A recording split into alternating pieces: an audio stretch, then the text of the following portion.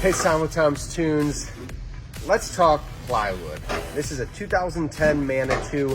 It had this really plush patterned carpet on it that's about 30 different shades after all the years of weather and traffic and dirt and stains.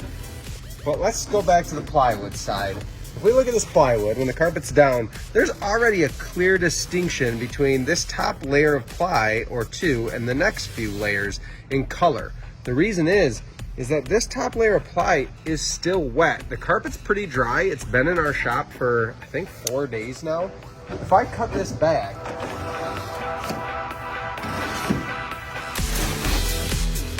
it's saturated underneath there. And this is what we're talking about, why it's important to replace your plywood.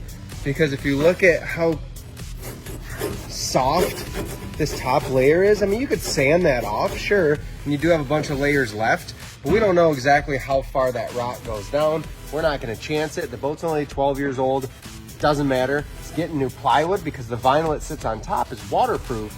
Therefore, we're not gonna get that rotting from the top down. Underneath looks great, I get it, but it's rotting from the top down. You can see the hardware's all rusted, corroded. We don't wanna risk that. We're getting rid of this plywood. It's getting brand new plywood, brand new vinyl. And that's why this is the perfect example. Perfect proof right there. That layer is shot.